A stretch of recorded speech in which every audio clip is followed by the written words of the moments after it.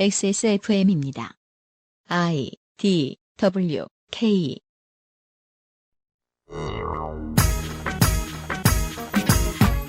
양승태 대법원의 사법농단이 세상에 알려지기 전이었던 작년 2월 20일 새벽, 대법원 법원행정처 사무실에 괴한이 침입해 대법원의 문건 24,500개를 1시간 동안 삭제하고 사라집니다. 이 괴한은 후일 판사, 그것도 현직 부장판사인 것으로 밝혀지지요. 7개월 뒤 퇴임사를 통해 양승태 대법원장은 정치적인 세력의 부당한 영향력이 침투할 틈이 조금이라도 허용되는 순간 사법부 독립이 무너진다고 말했는데요.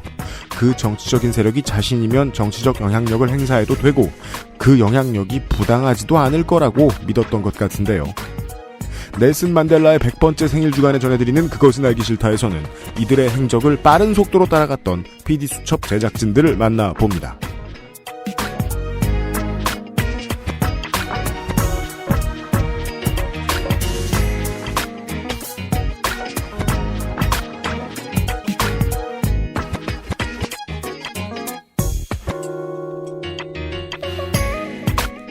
XSFM의 유승균 책임 PD입니다. 이번 주는 바이오업계 주식 투자하시는 분들에게 아주 뒤숭숭한 한 주입니다. 삼성 바이오로직스 문제도 골치 아픈데 이번 주 수요일에 한국의 주식 투자자들이 한 번쯤 매입을 고민해봤거나 매입 경험이 있는 업체일 가능성이 가장 높은 곳 중 하나, 코스닥 주요 바이오 업체인 네이처셀의 라정찬 대표가 주가 조작 등의 혐의로 체포되어 구치소에 수감됐습니다. 라 대표는 과장 정보를 활용해서 주가를 조작했다는 게 현재 주된 혐의고, 예전 회사에서는 미공개 주식을 이용해 주식 거래를 한 혐의로도 한 번 구속된 적이 있고, 횡령, 배임, 관세 포탈 등의 혐의로 실형을 선고받은 적도 있지요. 한국의 금융위원회는 도주 및 증거인멸의 혐의가 있는 위험한 주가 조작 혐의자를 다루기 위해서 미리 만들어둔 패스트트랙 제도라는 것을 가지고 있습니다. 이를 통해 위원장이 바로 검찰로 넘겨서 이렇게 빠른 대처를 해낼 수 있었던 거죠. 따라서 궁금합니다. 삼성 바이오로직스 김태한 사장에 대해서는 구속은커녕 검찰 조사도 시작을 안 했죠. 네이처셀처럼 패스트트랙으로 검찰까지 넘길 권한이 있는 금융위원회는 오히려 삼성 바이오로직스 사건을 예전 정부들과 달리 열심히 파헤쳐놨던 금감위의 노력을 무위로 돌리고, 이례적으로 보도자료까지 만들어서 우리가 충분히 검토했으니까 금감위가 다시 확인해달라며 시간 끌기 작전까지 쓰고 있습니다. 네이처셀이나 삼성 바이오로직스나 똑같이 돈 많은 바이오 기업인데 왜 처우가 영 다를까? 이건 저 같은 범털이나 그렇게 생각하는 거고요.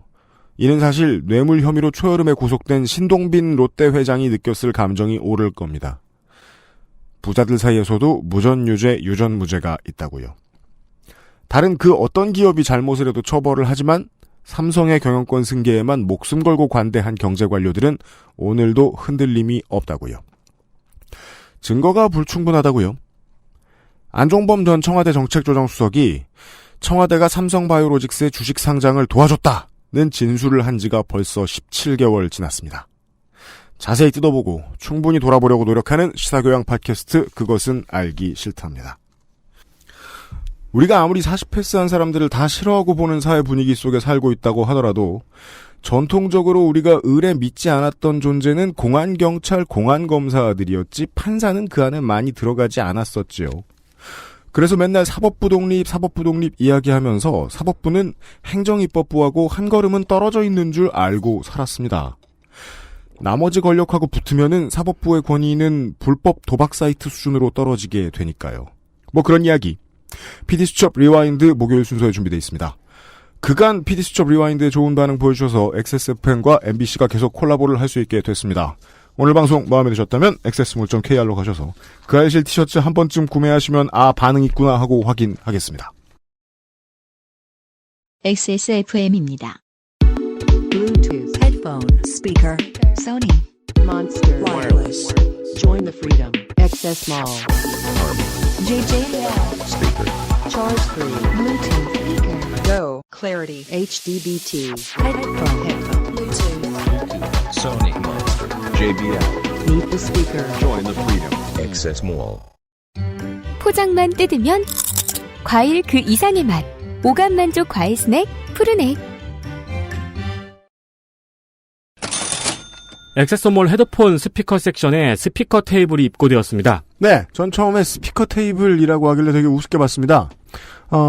예전에 우리 회사에서 근무하던 김상조 군의 집에 가보면은 네. 그 메인 테이블이 있어요. 손님들 맞는. 네. 가운데 불판이 있죠. 그렇죠. 그런 건 줄 알았어요. 이렇게 평상 같은 게 있고 가운데 스피커가 쫙 무슨 그거는 그럼 이장님이 막 가끔 말하고 하고 싶은 말 있으면 그런 건 줄 알았는데 그냥 스피커가 테이블의 끝이에요. 네. 네. 나무가 있고 스피커가 밑에 있고 다리가 나와 있고 끝이에요. 엄청 미니멀합니다. 스피커의 모양이 그래서 보이지 않아요? 따라서 테이블의 구실을 조금만 아는 사실은 스피커입니다. 네. 인테리어용 탁자를 찾았는데 그 안에 스피커가 있었으면 좋겠다는 분들이 있을까요? 모르겠어요. 이게 유현상 PD님이 쓴 멘트인데. 네. 인테리어용으로는 어떤 사람들에게는 훌륭할 것입니다. 네, 네. 살펴볼만 합니다. 우드와 패브릭 소재로 만들어졌고요. 배터리 내장이라 이동이 자유롭습니다. 한번 충전하면 12시간은 테이블을 들고 다니며 음악을 들을 수 있습니다. 그러니까 이걸 들고 지하철을 탈 수 있는 거죠. 누군가가 의자에 앉아 낚시를 하고 있어요. 네. 자꾸 음악이 흘러나와요. 멀리서 보는데. 그렇죠. 왜 내 머릿속에 배경이 나오지? 내가 미쳤나? 이렇게 생각할 수 있다. 네. 그래서 유명상 PD님이 이런 멘트를 썼네요. 설명하다 보니 자꾸 쓸데없는 물건처럼 느껴지니까 이만 줄입니다. 우리 모두가 그렇게 생각하고 있을 수도 있어요. 아니에요. 이제 방에 블루투스 스피커가 네, 테이블 형태로 되어 있기 때문에 인테리어를 해치지 않는 형태의 스피커라고 생각하시면 됩니다. 침대 옆에 사이드 테이블 없으면 그걸 쓰는 게 전 제일 적당할 것 같았어요. 네, 그렇습니다. 근데 그렇게 놓기엔 너무 비쌉니다.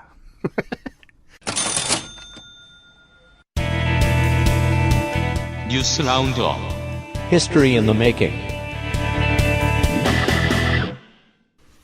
뉴스 라운드업을 진행하기 위해서 윤세민 에디터가 잠깐 들어와 있습니다. 네, 안녕하십니까. 잠깐 들어와 있습니다. 네. 미국 정보기관들은 수사 결과 러시아가 지난 대선에 개입을 했다는 결론을 내린 바 있습니다. 그럼요. 그런데 잘 지내고 있습니다. 네. 트럼프는 16일 미러 정상회담 기자회견에서 정보기관을 믿느냐 푸틴을 믿느냐는 기자의 질문에 푸틴이 아니라고 했다. 러시아가 대선에 개입할 이유를 모르겠다고 답변했습니다. 네, 그렇습니다. 멋진 수사입니다. 네. 개입을 한 것 같긴 한데. 푸틴이 아니라고 했고. 날 도와준 것 같긴 한데, 그럴 이유 없는데? 근데 이제, 그렇게 애매하게 받아적을 기자들이 아니죠. 네. 네. 푸틴의 옆에서 CIA의 수사 결과를 부정한 거죠. 그렇죠. 전통적으로 미국 국민들은 러시아에 대한 두드러기를 가지고 있습니다. 네. 이게 또 그 나라를 튼튼하게 지켜준 사상적 근간이 되기도 했죠. 네. 우리나라하고 비슷합니다. 근데 이 소련 대통령 앞에서 CIA를 깐 겁니다. 그렇죠. 쉽게 말해. 그 결과 진보 보수를 막론한 큰 역풍에 직면했습니다. 그렇습니다. 가끔 왜 조중동이 박근혜 정부 이대로는 안 된다는 사설을 낼 때가 네. 있어요. 아니 기사 조금만 서칭해보면은 공화당 의원들이 더 난리예요. 네. 그러니까 폭스가 지금 왜냐면은 공화당은 처음에만 해도 탄핵 찬성파와 탄핵 반대파가 갈리는 듯한 모습을 보였어요. 네. 근데 지금은 또 가던 건 가니까 일단 지키고 보자. 중간 선거도 완전 폭망도 아니고 다음 대선까지 한번 가보자. 라는 생각이 좀 지배적이라서 러시아 얘기만 나오면 몸을 무조건 사려야 되거든요. 네. 그래서 큰 역풍에 직면한 트럼프가 하루 만에 이건 실수라고 말을 바꿨습니다. 네. 자기는 러시아가 개입을 안 할 이유를 모르겠다라고 말하고 싶었다는 것 같은데. 귀여워 죽겠어요. 이중구정이었다고 막. 그리고 정보 당국의 수사 결과를 받아들이며 다만 그게 지난 대선에 영향을 미치진 못했다고 말했습니다. 그렇습니다. 이렇게 보셔야죠. 트럼프 행정부에 의해서 사실상 거의 유일하게 수혜국이 되고 있는 미국 말고 외국, 한국의 입장에서 가장 긴장하면서 봐야 되는 문제가 러시아 게이트가 미국에서 어떻게 진행되느냐입니다. 네. 왜냐하면 처음부터 지금까지 트럼프 행정부를 가장 불안하게 만드는 아킬레스건이 맞으니까요.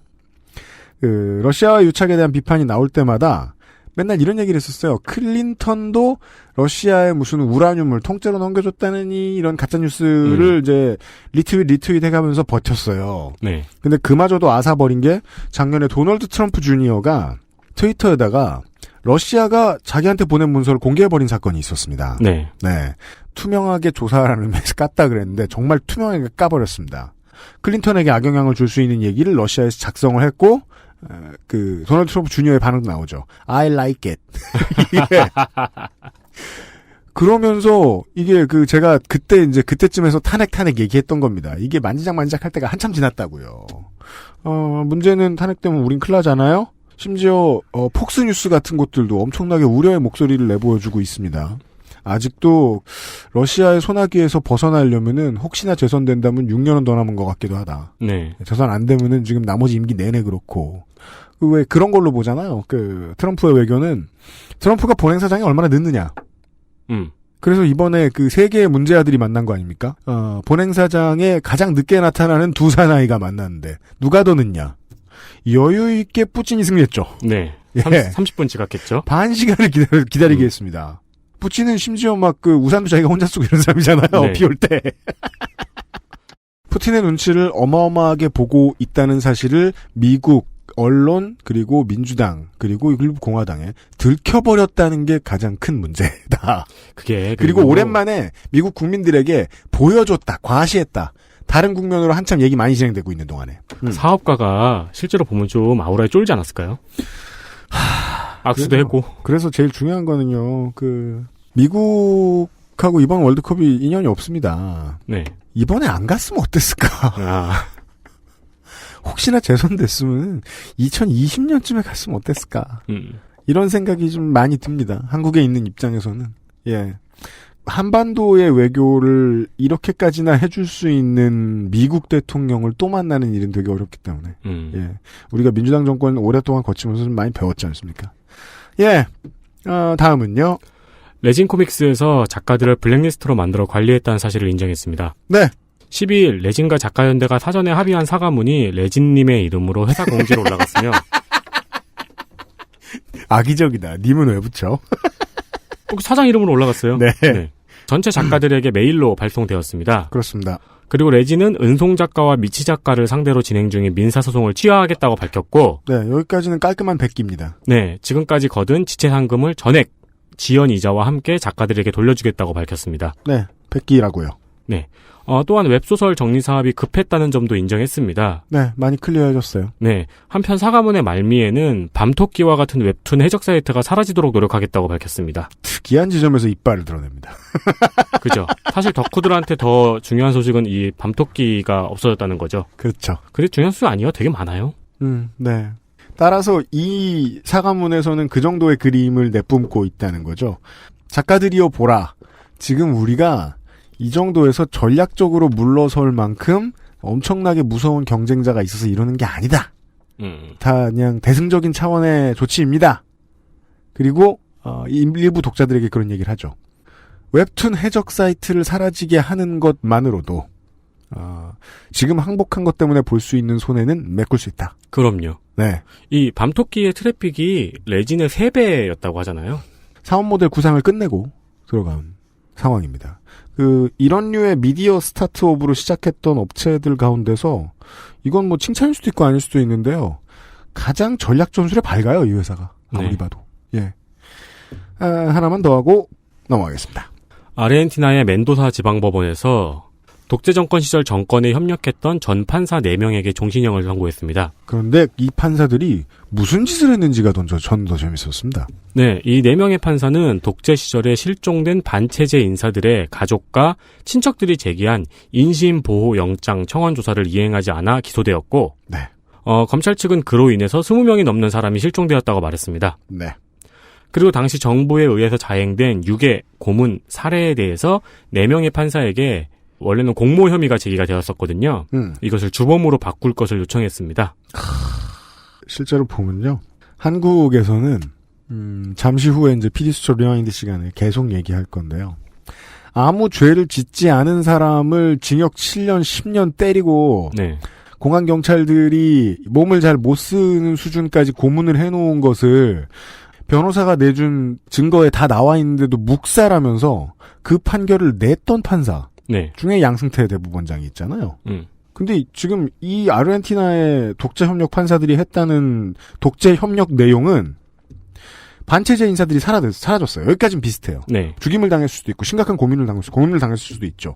그래서 가족과 친척들이 언론에 협조하기 위해서도 그렇고 야당에 협조하기 위해서도 그렇고 그래서 인신 보호를 해달라는 영장 그리고 이걸 청원을 했다. 네. 이 청원을 조사해달라.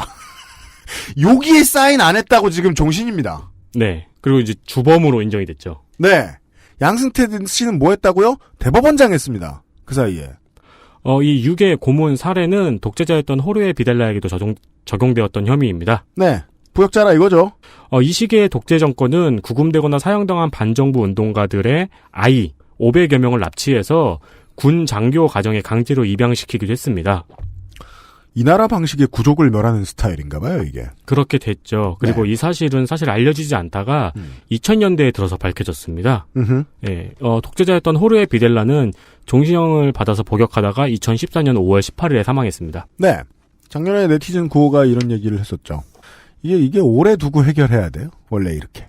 네. 그러게요. 감옥에 간 사람들 얘기가 많은 주간이네요. 저는요, 양승태 대법원장의 사법농단 문제에 대한 이제 판단이 끝나면 그것도 몇 년 걸리겠지만, 그 다음에 이제 유신 시절하고 제2 군부 독재 시절에 양승태 판사가 무엇을 했는가에 대해서도 수사하면 좋을 것 같아요. 예. 그거 수사하면 지금 현직 의원들 많이 나오잖아요.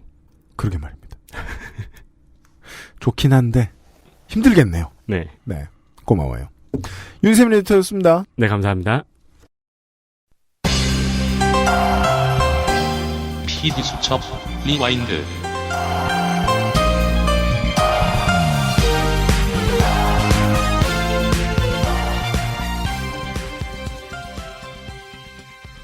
어둠이 채 거치지 않은 겨울 새벽.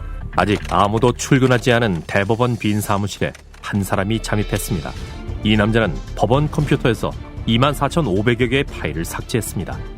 파일을 삭제한 사람은 김민수 판사. 네, 저기 김민수 판사님이시죠? 누구시죠? 저 MBC PD 수첩팀의 서종문 PD라고 합니다. 아, 죄송합니다. 전화 끊겠습니다. 저기 판사님, 저기 1월 달에 법원행정처심의관이 2만 건 넘는 파일을 몰래 삭제했고 대법원장이 쓰던 컴퓨터는 기록이 지워졌습니다. 지금 제 앞에는 대법원 특별조사단이 공개한 문건들이 펼쳐져 있습니다. 총 98건 900쪽 분량입니다. 사라진 수만 건의 파일에 비하면 여기에 있는 이 문서들도 빙산의 일각에 불과합니다. 여기 있는 문건들에는 양승태 대법원과 박근혜 청와대가 은밀하게 나누었던 내용들이 담겨 있습니다. PD수첩 리와인드 PD수첩 1159회의 제작진 여러분들을 모시고 이야기를 나눠보겠습니다. 소개를 빨리 하죠. 우선은 이 프로젝트의 주동자로 보이는 임채원 PD님입니다. 반갑습니다. 안녕하세요. 작년 6월 19일에 본인의 페이스북에 김장겸 퇴진하라 하시면서 삭발하신 사진 올리셨던데 머리가 많이 기셨습니다. 아, 그게 언젠데요? 작년 6월 19일이요. 네. 그리고 지난 봄에 제 주장에 따르면 인생 최고의 역작을 내신 캐삭방 승리자 서정문 PD가 다시 나오셨고요. 안녕하세요. 그리고 이분을 섭외하지 않으면 청취자 여러분께 항의를 들을 것 같아서 최초로 조연출도 모셨습니다. 이번 취재의 MVP, 총만 안 들었지 오버워치 중계보는 긴박감을 선사하신 홍세정 PD도 나와주셨습니다. 반갑습니다. 안녕하세요. 제가 처음에 궁금했던 거는 방송이 시작될 때쯤에 한학수 앵커가 한번 등장을 합니다. 구성상. 대법원 특별조사단 공개 문건이 진행을 하는 한학수 앵커를 중심으로 발밑에 O와 열을 정확히 맞춰서 깔려있는 CG가 아주 인상적이었어요. 근데 나중에 보니까 그게 CG가 아니었습니다. 경악했습니다.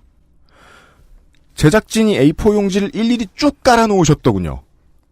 이건 어느 꼰대의 아날로그 감성인지 너무 궁금했습니다. 의도가 있었습니까? 꼰대는 아니고. 네. 맞지 않나? 이게 사실 초안은 정재용 작가님이 잡으신 거고. 네. 그 다음에 그걸 디벨롭 해가지고 현실화시킨 거는 서정문 PD가 한 거거든요. 지금. 네. 지금 메인 PD가 5초 만에 지금 자기 책임을 다 던졌어요. 본인은 안 했다? 네, 의도가 뭡니까, 그럼 서정문 PD님? 이제 그 문건의 실체라고 했을 때. 네. 궁금하잖아요. 그 문건이 얼마나 많이 생산됐는지. 아날로그 감성인 건 맞네요. 다 늘어나서 보여주자. 늘어나야죠. 예. 우리는 방송이니까. 근데 그게 이제 다 뽑으면 몇 쪽이나 되냐 계산해보니까 900쪽이 넘어요. 네. 근데 그 900쪽 넘는다고 해봐야 그거 쌓아놓으면. 작잖아요. 이거 한 뼘도 안 되거든요, 손으로. 네. 근데 그걸로 이제 이게 수년간 생산한 문건이라고 보여주기가 되게 애매해서 그럼 깔아보자. 네. 라는 아이디어를 제가 냈고. 네. 곧 후회했죠. 그걸 깔만한 장소도 찾는 게 어렵고. 그 장소 어디예요? 다행히 MBC 안에 있었어요. 아. 저희도 한창 학교 강당들도 알아보다가. 네. MBC 그런 좋은 넓은 장소가 있었다라는 걸 뒤늦게 알았고. 네. 이제 그걸 깔기 시작했는데 이제 좀 시간이 한 1시간 반 정도 걸렸죠. 그걸 다 까는 데만. 저도 그런 의도일 것 같았습니다. 그 판결을 뒤집어가면서 청와대를 빨았다는 증거가 이렇게 많다. 98개나 되고 널어놓으면 되게 많다. 그러는 뜻 같긴 했어요. 근데 그러면 바닥에 깔린 그 종이숲 사이로 한학수 앵커가 어떻게 들어간 거죠? 이게 무슨 거대 인형 뽑기로 이렇게 한학수 앵커를 옮겨놓으신 것이 아닌 이상. 예, 구두 벗고 조심스레. 아, 진짜요? 사뿐히 지려 밟고 들어가셨죠. 아, 제가 이거 작업하면서 어제 새벽에 보다 보니까 네. 한학수 앵커가 걸어 들어간 흔적이 보이는 거예요. 한학수 앵커 뒤에 종이 2장만 살짝 들려 있거든요. 아, 시청자 여러분, 이건 중요한 게 아니고요. 아무튼 알면 알수록 방송국의 기법이라는 게 참 별게 없습니다. 사법부 내부의 얘기만 계속 나올 줄 알았는데 방송의 상당 분량이 쌍차 사태 희생자, 전교조 법외노조 판결 얘기, 그리고 KTX 부당해고 피해 승무원들의 이야기 등이 주로 채우고 있어요. 이건 이제 시민의 한 사람으로서 어떻게 생각하셨는지를 서로 이제 시민으로서 궁금하다는 거예요. 각 건에 대해서는 당시에도 뉴스가 정말 많았는데 사실은 이게 다 연결돼서 사법부로 양승태와 상고법원 추진 홍보용에 쓰였다는 결론을 이 취재 이전에 상상해 보신 적이 있습니까? 여기 계신 분들은? 그런 적이 없죠. 그럴 리 없다. 네. 라는 건 첫 번째 이 사건 접했을 때 반응이었고. 네. 사실은 이런 사법부가 이렇게 개입했을까? 혹은 사법부가 이런 판결을 갖고선 장사를 했을까? 이거는 상상하지 못했다는 영역이죠. 그렇잖아요. 네. 계속해서 구성이 그런 식으로 이제 점점 펼쳐지더라고요. 아, 우리는 이 사건 진행의 과정 안에서 법원, 대법원이 끼어 있을 거라고 생각하지 않는데 생각보다 우리 현대사의 몇 가지 질곡은 대법원이 꺾어놓은 것들이 있구나 라는 방식의 편집을 저는 봤는데 쌍용차의 경우에는 그 2014년 서울고법이 쌍용차 해고 무효 판결을 내렸던 걸 대법원이 뒤집는 상황으로 설명을 하셨더라고요. 방송에서 봤습니다. 우리 법원이 청와대를 위해서 이런 판결을 만들어 드렸으니까 청와대는 우리에게 대가로 상고법원을 주셨으면 좋겠어요. 라고 딜을 치겠다. 그 딜을 그러니까 잘 쳐보자. 이런 문건이 편집에서 나온 상고법원 입법 추진을 위한 BH 설득 방안인 것이지요. 그렇죠. 네. 그 안에 쌍차노조, 콜트콜트, KTX 승무원, 정교조 뭐 다 있던데 다른 노동탄압이나 이런 것들도 있었나요? 찾아보신 바? 임채원 PD님? 저요? 네. 눈 뜨고 주무시는 방법이. 예. 아, 지금 주인공이 홍세정 PD여가지고. 네. 그래요. 약간. 가장 흥분하셨다는 건 알아요. 네. 이 상고법원 입법 추진을 위한 BH 설득 방안. 네. 이걸 방송에 어떻게 녹여내시려고 노력하셨느냐. 뭐 이런 얘기를 듣고 싶은 거예요. 아, 글쎄요. 거기에 대해서 제 지분은 잘 모르겠는데요. 본인 지분 아직까지 하나도 안 나왔어요. 네.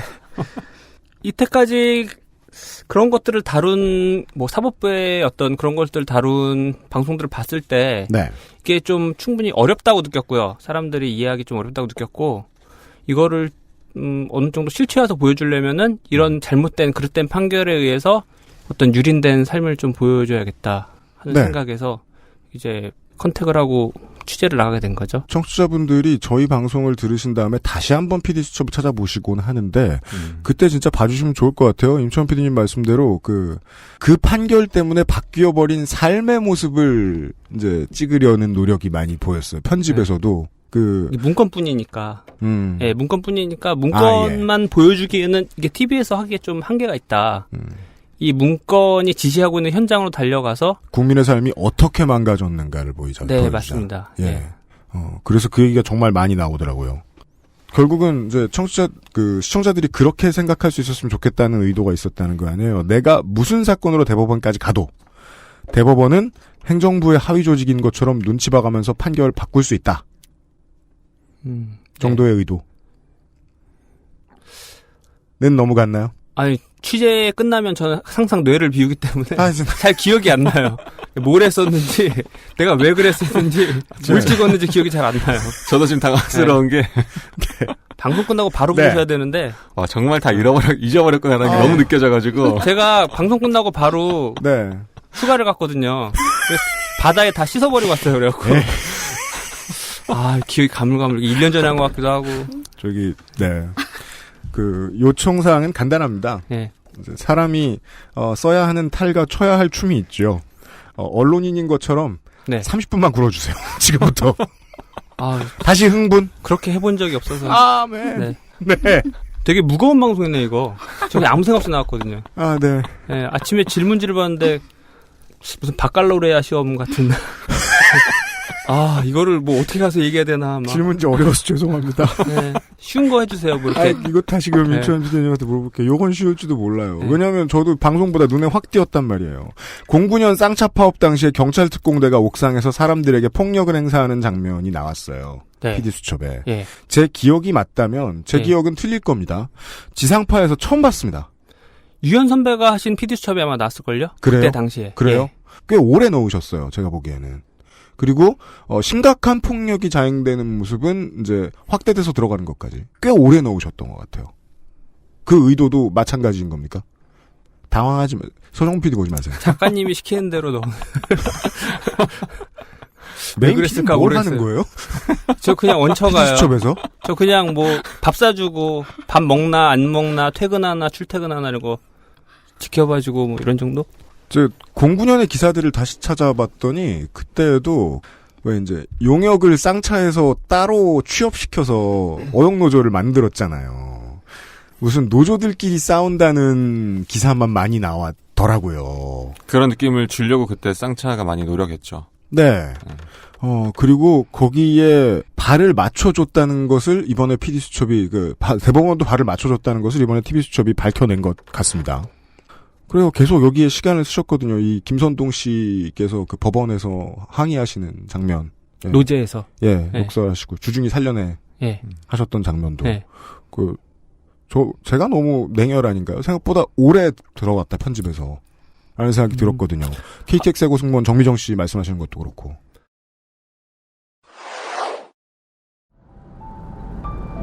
또 한 명이 목숨을 끊었습니다. 고 김주중 씨는 쌍용자동차 해고 노동자였습니다.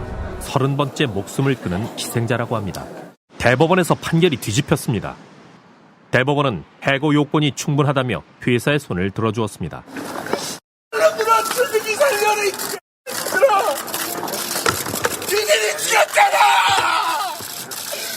니들이 이 방법을 줬잖아, 이 X놈들아! 안 되면 안 된다고! 끝까지 얘기하든지! 날 것처럼 얘기하다가 안 되는 거는 뭐야? 해고 노동자들은 자신도 모르는 사이 공정한 재판을 받을 기회를 잃었던 것입니다. KTX 승무원들은 1심과 2심에서 모두 승소했으나 대법원에서 패소했습니다. 정말 눈앞이 깜깜했어요. 당연히 이것이 승소할 거라고 생각하고 KTX로 돌아가는 날만 손꼽아 기다리고 있었는데 언니가 그렇게 된 거에 대해서 사람의 목숨값을 뭘로 책임을 질 수 있을까요? 아마 오래 넣는 거에 대해서는 아마 PD들, 작가들 다 동의하는 바였을 것 같고요. 그분은 좀 길게 보여줘야 된다. 예. 그 사람들이 그런 상태까지 가기 전에 재판이 어떤 역할을 했을까. 예, 그리고 김주중 고 노동자 씨도 예, 돌아가셨잖아요. 네. 그 분이 왜 돌아가셨는지를 충분히 그 이유를 주려면 그 경찰 폭력이 들어가는 건 이제 필수적인 거고요. 그분이 네. 이제 트라우마에 시달리셨기 때문에. 네. 이번에 그 돌아가셨던 고 김주중 선생님이 네. 그 당시 옥상에서 그렇게 경찰들한테 진압 당하셨던 분이에요. 맞습니다. 그 옥상에 계셨던 분이기 때문에 네. 그 당시 상황을 그대로 보여주는 게 맞다. 그러니까 사실은 저희가 이제 그 옥상에서 경찰 특공대가 진압을 하는 장면에서 네. 그 돌아가셨던 김주중 선생님이 누구인가를 찾으려고 했었어요. 아, 예. 근데 그 작업까지는 못했죠. 왜냐하면 사실은 저희가 쌍용차 취재를 하던 중에 김주중 선생님이 돌아가셨다라는 그 부고를 듣고 그렇죠. 순서상 그렇죠. 가게 된 거였기 때문에 김주중 선생님이 그 옥상에 누구였는가를 찾는 건 작업까지 하게 되면 애초에 기획 의도를 더 살릴 수는 있겠지만 그렇죠. 그 과정에서 그 주변 동료분들이나 유가족들께 너무 힘든 시간을 또 저희가 요구해야 되는 거기 때문에 그거 하나 찾기 위해서 취재하느라 좀 많은 분들을 괴롭혔을 수 있겠군요. 그래서 못 하겠더라고요. 그래서 그 한 줄이 못 나갔다. 네. 당시 그 옥상에서 폭행을 당하시는 분들 중에 고 김주중 씨가 계셨는데 네. 그것을 좀 더 정확히 밝히고자 하는 노력은 결국 본편에서는 빠지게 되었다. 그 과정에서. 그렇죠. 하지만 그분이 그 옥상 위에 있었던 것만은 확실합니다. 네. 만약에 또 방송에 나갔을 경우에 또 유족들이 받을 만한 충격도 고려를 했어야 되고. 아, 그렇죠. 예. 네네네. 예, 그렇잖아요. 이제 네. 그분이 돌아가신 분인데 그분이 어떤 일을 겪었는지를 확실하게 눈으로 육안으로 확인하게 되는 거잖아요. 네. 유족들 입장에서는. 그렇죠. 그게 나갔을 때 엄청난 충격을 줄 것 같다는 생각. 네. 예, 저희도 이제 취재를 좀 정교하게 하기 위해서는 그런 것들도 필요하다고 생각을 하지만 유족들한테 본의 아니게 엄청난 충격을 줄 경우에는 정교하려는 욕심 부리다가 자주 잔인해지잖아요. 그렇죠. 이 직업이. 예. 네. 아주 기묘한 데서 힌트가 하나 나오는데요. 그 쌍차의 노동자들이 요런 말씀을 하세요. 재심에 나서지 않는 김명수 대법원이 3번 죽이고 있다. 라는 말씀을 한 게 PD수첩에 나갔거든요. 네. 홍수정 PD가 살짝 웃으시는데 저는 이 부분이 방송에 굳이 나갈 이유 없었다는 생각이 살짝 들었어요. 지금의 법원과 지금의 법무부가 사법농단을 파헤치는데 매우 게으르다라는 메시지 정도가 나간 것처럼 보였는데 그 편집을 하다 보면 네. 이게 의도치 않게 의도하지 않은 결과를 이끌어내는 실수다. 경우가 있어요. 아니 물론 뭐야 그거 몰라 무서워. 의도가 전혀 네. 없다고 볼 수 없지 않지 않았을까 싶기도 한데 지금 양승태처럼 말씀하시네요. 네. 아, 예. 지금 뭐 그렇죠. 아무래도 네, 싸우다 보면 닮아요. 네. 의도 없다. 네. 청취자 여러분, 뭔가 정의로운 얘기를 하고 싶기도 한데요. 일단은 메인 PD의 정신 상태가 좀 그렇지 않고요. 못 따라가고 있고요. 그리고 PD수첩 리와인드는 저널리즘 그 자체에 대한 얘기도 종종 합니다. 예, 생각 없이 들어갈 때가 있다. 예. 사법파동을 이해할 수 있는 또 중요한 2가지 힌트가 방송이 시작될 때 나옵니다. 직접 삭제를 행했던 김민수 판사. 이 사람은 그 부서 이동을 하지요. 다른 직장으로 말할 것 같으면 부서 이동, 전출 가는 날 새벽에 와서 삭제를 하고 딴 곳으로 떠났다는 얘기죠. 이 사람이 얼마 안 가서 부장판사로 승진을 했다는 것. 그 알실에서도 얘기가 잠깐 나왔던 승진 배제를 위협을 하거나 아니면은 빨리 승진시켜주겠다고 승진 유혹을 하거나 2가지 전략을 모두 썼던 양승태 방식의 조직 다루는 기법이고 또 하나는 익명의 관계자 인터뷰에서 등장을 했던 이런 일은 공개적으로 시키는 게 아니라 점조직처럼 시킨다고 들었다는 말에서 나오는 점조직이라는 단어. 근데 이게 우두머리가 점조직화를 좋아하면 그 조직의 개인들은 내가 뭘 위해서 이 짓을 하는지 정확히 모르는 경우가 되게 많습니다. 당시 행정처에 있던 다른 판사들도 혹시 이 작업을 한번 만나보셨나요? 당시 행정처에 근무했던 사람들을 만나본 적은 없고 네. 김민수 판사는 어쨌든 저희가 취재 대상이었기 때문에 네. 그분이 유일하죠. 물론 저기 홍세정 PD가 뛰어 달리기 하면서 잡았던 임종원 전 차장 그분도 관계자죠. 실물로 만나본 판사는 거의 그 한 사람 아닙니까? 그렇죠. 예, 양승태 전 대법원장 빼면은 그렇죠. 그러면은 행정처에 있던 행정처 요직이니까 행정처에 있던 사람 말고 일선의 평판사들의 얘기를 들어볼 수는 없었나요? 판사들 관련해서 녹취는 많이 있었죠. 녹취? 저희가, 예. 이제 그 직접 비공개로 못하고. 나왔던 예. 만나뵙진 못하고. 예. 판사들한테 취재를 시도하면서 이 판사 사회가 굉장히 폐쇄적이라는 느낌을 많이 받았어요. 예. 판사들은 말씀도 되게 조심하게 예. 하시고요. 예. 아마도 그거는 이제 관례 때문이 아니라 실제로 아마 방송에 나가면 안 되는 걸로. 예, 그것도 그렇고요. 알고 물론 뭐 저희가 음성 변조도 해드리고 모자이크도 해드리겠지만, 예, 그것도 굉장히 부담스러워하실 정도로 아예 뭐 녹취를 쓰지 말라고 2번, 3번 간곡하게 부탁하실 정도로 조심스러웠다는. 따라서 뭐 가해실에서 나갈 때 제가 그러니까 제가 얘기 나눌 수 있었던 그분들 거의 그 정도 풀이거나 비슷했거나 없었거나 예, 판사들 만나기 쉽지 않았다. 네, 그리고 그 방송 구성에서는 뭐 살짝 지나가는 정도로 언급되기만 했는데 네. 이제 출포판, 승포판이라는 단어가 있거든요. 네. 출세를 포기한 판사, 승진을 포기한 판사. 네. 그래서 이제 조직에서 어느 정도 자기 소신껏 자기 목소리를 내는 그런 판사님들이 계세요. 네. 예, 그런 분들도 이제 따로 컨택을 했거든요. 기존에 이제 방송에 출연을 하셨다거나 아니면 뭐, 예, 근데 이제 저희가 좀 받아들일 수 없는 요구를 말씀하셔서 이제 취재를 못한 경우도 있고요. 그것이 무엇이었는지 저희가 여쭤보면 받아들일 수 있으십니까? 내 말을 절대 편집하지 마라 이런 정도? 유언이에요? 아니 그분이 하신 말씀이에요. 네. 손도 대지 마라. 네. 그러니까 어떤 오해도 만들어내기 싫다 내 말로. 예. 내가 한 발언으로 어떤 오해도 만들어내기 싫으니까 PD의 의도대로 편집하지 마라. 내 슈퍼스타 K 출연자가 된 기분으로. 예, 내 말을 그냥 날 것 그대로. 네. 예. 생생하게 내보내라, 육성을. 편집하는 사람 입장에서는 그럼 다 자르게 되잖아요. 그렇죠. 그거를 안 편집하고 낼 자신이 없고, 네. 또 편집을 안 할 정도로 그분이 정말 달변이셔가지고, 정말 심금을 울리는 말들을 막 쏟아내실. 말저러 막 느리게 말해. 예. 그럼 이제 PD 입장에서 환장하는 거거든요. 주토피아의 나무늘보처럼. 예, 그렇죠. 예. 그런 리스크를 감수하고 이분을 컨택해서 어떤 좋은 얘기가 나올까 생각해 봤을 때, 그렇게 우리 취재에 도움이 될 만한 얘기는 안 나올 것 같다. 그런 이 말씀 하시는 거는 정말 판사 사회 전체가 어떤 덤불숲에 쌓여 있어가지고 네. 언론이 다가가기 좀 힘들었다. 판사들이 흔히 하는 얘기 있잖아요. 판사는 판결문으로 얘기한다. 그 말은 딴 얘기 하기 싫다 혹은 딴 얘기 하면 안 된다라는 얘기처럼 그렇죠. 작동하기 때문에 네. 그분들이 직접 나서서 얼굴 공개하고 이름 실명 공개하면서까지 판사 사회를 비판하는 거 그건 오히려 검사 사회의 검사들보다 더 어려운 것 같아요. 취재해본 결과. 검사보다 더 어렵다. 한번 보세요. 지금 검사들은 현직 네. 검사들 꽤 많이 나왔잖아요. 물론 서재현 검사 미투 운동 시작했지만 임은정 검사도 계시고. 검사들은 언론에 나가서 말하는 훈련도 받죠. 그런데 판사들은 언론 접촉 자체를 굉장히 꺼리는 측면이 있고 그 다음에 뭐라고 해야 될까요? 어쨌든 최종 판결을 하는 사람들이기 때문에 네. 자신의 어떤 의견을 공개적으로 얘기하는 건 굉장히 꺼리는 것 같아요. 그러니까 당연히 이런 PD수첩 같은 고발 프로에서는 더더욱 이제 나서기 어려워하시는 거죠. 그래서 그나마 한마디 이상 나갔던 사람들은 전에 판사였던 사람. 전직. 그리고 언론에 나가도 되거나 나가는 게 좋은 사람.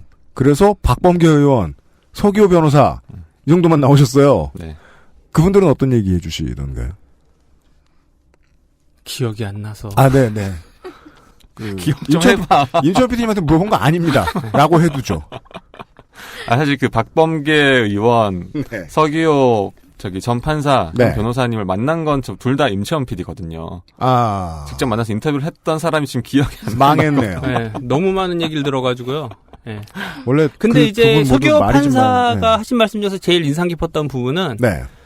행정적인 업무에 몰두하는 판사가 있고 네. 재판에만 열심히 재판만 하시는 판사님들이 그렇죠. 계세요. 네, 맞아요. 근데 정작 이제 출세를 하시는 분들은 행정이다. 그 안에서 행정적인 일을 맡아보시고 네. 인맥을 만들어내고 라인을 잘 타시는 분들 그리고 법원행정처. 네. 예.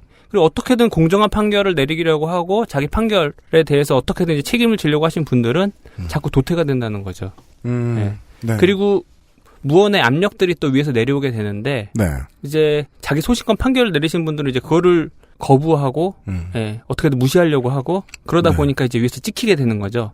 그럼 이제 그분은 이제 아까 말한 듯이 이제 출포판이라든가 승포판의 길을 걸으시면서 변호사 진. 야인. 네. 야인의 길을 걷게 되시는 거죠. 네. 서기호 변호사가 그 말만 사람들한테 한 10,000번 했거든요, 이제까지. 예, 맞습니다. 예. 그리고 그분이 또 그리고 본인이 그 사람이라고 생각하죠, 늘. 네. 예, 그리고 한이 좀 있으시잖아요. 양승태 대법원장에 의해서 옷을 벗게 되셨어요. 네, 가장 큰 피해자 중 한 명이죠. 네, 맞습니다. 네. 그래서 항상 그 얘기를 하시죠. 네. 네. 제가 들었던 얘기를 똑같이 들으신 것 같고요. 여기 출연하셨나요? 자주 나오셨죠. 네. 예. 그렇다면 이제 다음 질문도 할 수가 없는 거예요. 괜히 얘기했네요. 현직 중에 이 문제의 본질을 꿰뚫고 있는 사람이 있을 것인가? 그 있었다고도 알 수 없었을 것이고. 그러면 이건 이제 이 질문은 임천 PD님께 드리는 임천 PD님 추측을 해줘야 될 것 같은데 답변을 하시면서 네. 결국은 양승태, 임종원, 김기춘 정도 기껏해야 법원행정처의 그 외에 몇 명 더 정도 말고는 빅픽처는 아무도 모르는 거였을까? 그건 저희가 진짜 알 수 없는 부분이죠. 네. 예. 저희가 알 수 없는 부분이고 네. 그 빅픽처는 지금 뭐 그 디가우징된 하드디스크 안에 다 들어있지 않았을까? 그죠. 네, 물질적인 증거로. 네. 근데 그거는 이제 뭐 없어졌다고 하고 지금 뭐 뉴스 보니까 지금 어떻게 되고 있지? 그 검찰이 디가우징했던 하드를 확보해서 그렇죠. 대한민국 최고의 기술로 복원하겠다고 얘기는 했는데 네. 그게 될라나. 용산을 돌아보며 물어봤습니다. 예, 그럴 순 없다라고 들었는데. 용산에서 모른다 그럼 못하는 거예요. 그렇죠. 네. 그럼 가장 중요한 얘기라고 광고를 드릴게요. PD수첩 정식 방송분을 보면요. 사실상 용의선상에 올랐다고 봐야 될 세 사람, 김민수, 양승태, 임종원 세 사람은 인터뷰를 한 것이 아닙니다. 네. 저기 김민수 판사님이시죠? 누구시죠? 저 MBC PD수첩팀의 서종문 PD라고 합니다. 아, 죄송합니다. 전화 끊겠습니다. 저 판사님 저기 1월 달에 저 궁금한 게 있습니다. 지금 상고법원 하창우 전 대한변협 회장님 그 문건이 나왔는데요. 지금 입장이 어떠세요? 그 문건 도대체 누가 지시한 겁니까? 양승태 대법원장이 지시한 겁니까? 양승태 말씀해주세요. 왜 도망가시는 거죠? 대법원장님, 저 MBC 수첩의 서종문 PD입니다. 저기 이번에 그 문건 나온 거, 그 상고부분 관련해서 문건 나온 거, 좀 땡기지 마세요. 저기 그 한 말씀 해주시죠. 왜 땡기세요?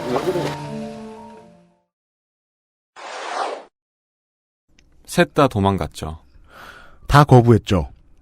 따라서 저희들은 혹은 이제 청취자 여러분들, 우리 시청자들은 그들이 전하고자 한 메시지를 그들의 몸짓으로밖에 파악할 수 없습니다.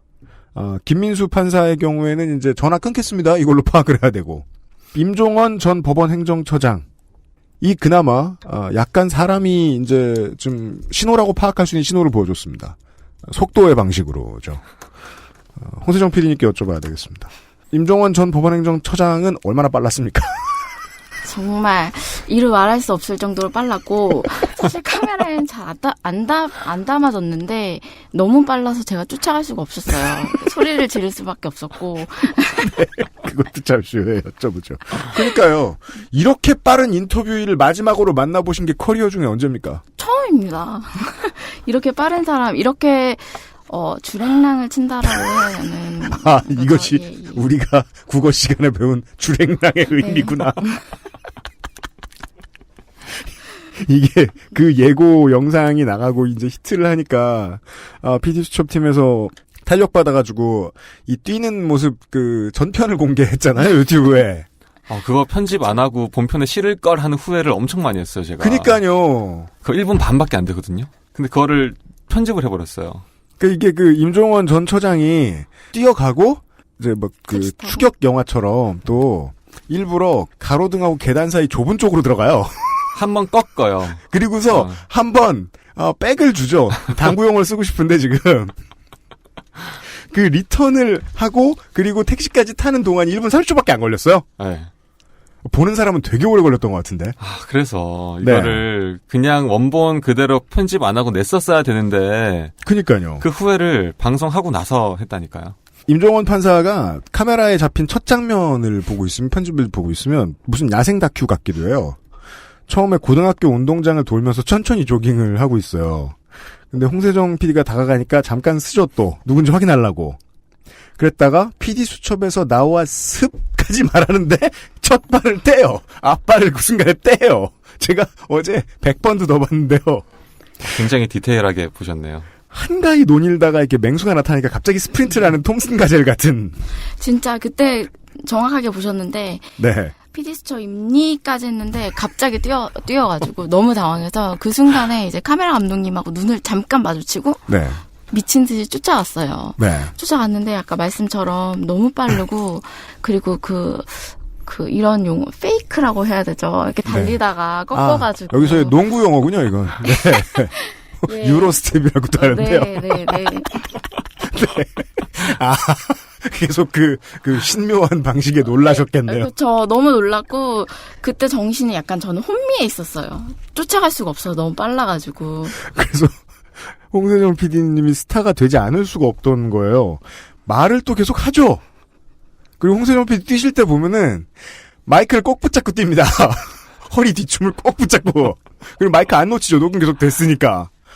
되게 당황한 것 치고는 엄청나게 완벽하게 들어가가지고. 다만 이제 부끄러운 건 그거였죠. 그 홍세정 PD는 10걸음이 안 돼서 심폐기능이 고갈되는 언성이 점점 올라가잖아요. 왜 도망가시죠? 이렇게 올라가시잖아요. 그건 화가 나서가 아니라 숨 차서 숨이 차서 것이죠. 제가 화도 좀 나긴 했지만은 네. 화도 나셨고. 화도 네. 났는데 그때 소리를 안 지르면은 목소리가 안 닿았어요. 너무 빨라가지고 숨이 너무 차가지고. 네. 그나마 카메라 감독님이 따라가가지고 다행인데. 네. 그죠. 전 멀리서 그 장면을 지켜보고 있었죠. 아니, 근데 뛰면서. BJ께서도 처음에 무려 임종원 판사를 앞질렀어요. 그래서 임종원 판사 얼굴이 보여요. 근데 임종원 판사가 다시 역전하는데 2초가 안 걸리는 거예요. 도망 나가는데. 그때 카메라를 치셨어요. 네, 동영상 다시 봤죠. 네, 맞아요. 그러고 이제 그 샛길로 빠지실 때 홍세정 PD께서 양승태 대법원장에 대한 얘기를 하려고 양승태까지 하다가 임종원 판사가 스텝을 반대로 밟느라고 숨이 멈췄죠. 나 진짜 너무 많이 봤네. 그때 말씀하신 것처럼 네. 그 트릭을 쓰셔가지고 그때 양승태 질문을 하려다가 네. 왜 도망가냐는 말이 먼저 나오더라고요. 그렇죠. 왜 도망가시자가 나왔죠. 너무 도망가니까. 그러니까 서정문 PD께서도 김민수 판사한테 전화를 하다니 좀 찾아가서 뛰게 하고 그러시지. 죄송합니다. 제가 게을러갖고. 사실 김민수 판사님도 되게 당황했을 거예요. 왜냐면 제가 처음 전화했을 때 그 방송에 쓴 거는 이제 제가 PH라고 말씀드리고선 바로 전화 끊으신 것만 제가 방송에 썼는데. 그래요. 네. 이제 너무 궁금해갖고 이제 다른 사람 제 옆에 있던 촬영 감독님 전화를 빌려갖고 다시 전화했어요. 그건 위법하지 않죠. 네. 전화했더니 또 전화 끊으시더라고요. 그다음에 이제 저희 운전해 주셨던 우리 운전 기사님 주변 전화번호를 빌려서 했는데 또 받긴 받으시더라고요. 또 끊으셨어요. 네. 근데 이제 그분 지금 마산인가 창원 지원이 가 계시거든요. 맞습니다. 그리고 지금 재판은 못 하는 걸로 알고 있어요. 그래서 이제 못 갔죠. 거기까지는 못 갔죠.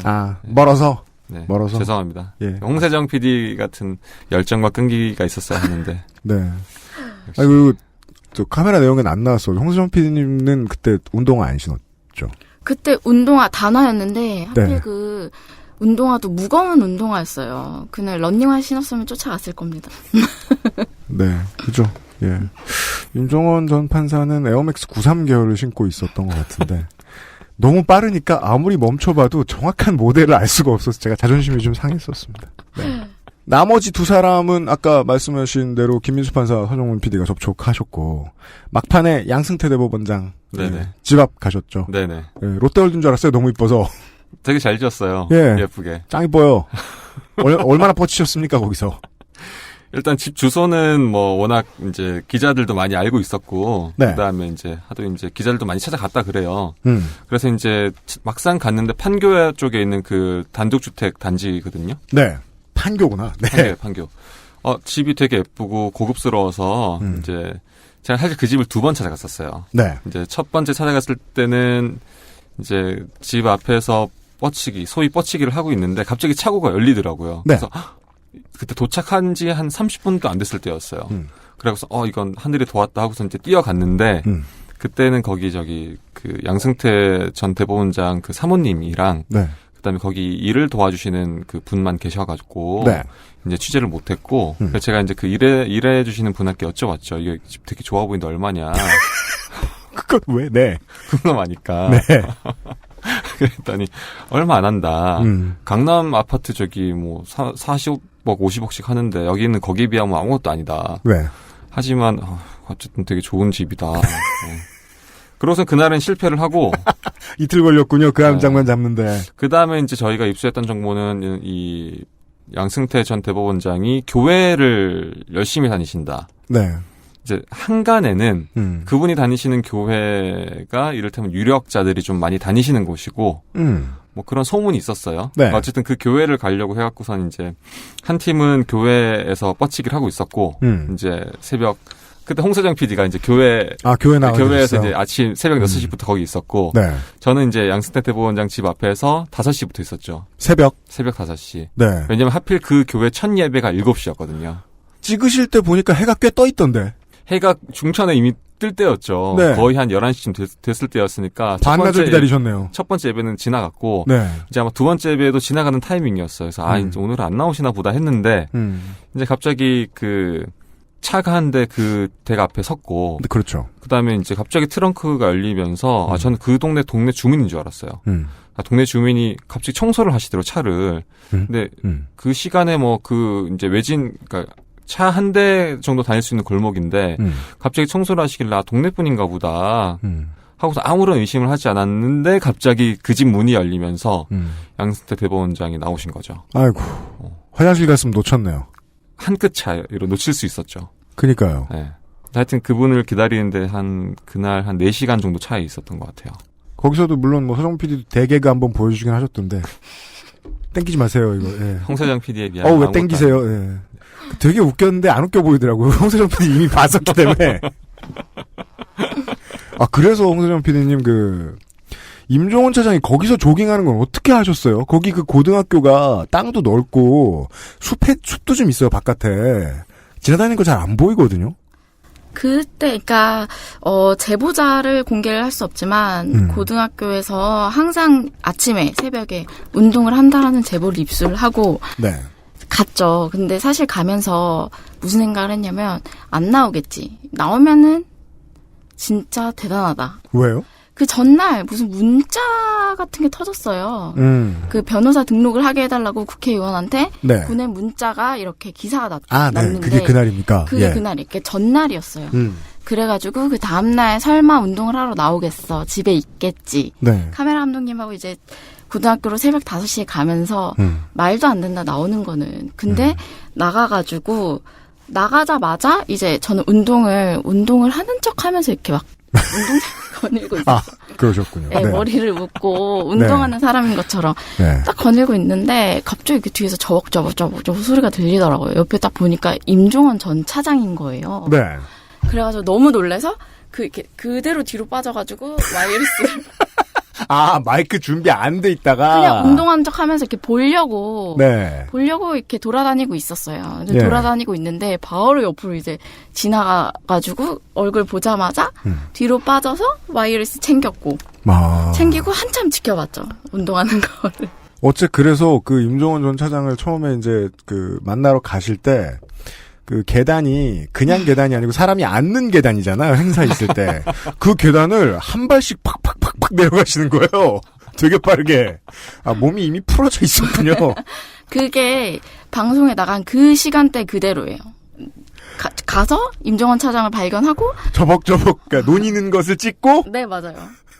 그 사이에 와이어리스를 착용하고 맞아요. 진짜 뭘 해도 되는 사람은 돼요. 백날 뻗치기 해봐야 못 잡는 사람이 있는 반면에 저렇게 나가자마자 잡는 사람이 있어요. 황사장 PD 촉이 아주 대단한 사람입니다. 그러니까 말이에요. 준비한 말도 다 안 했는데 PD 수첩에서 나왔습까지 했는데.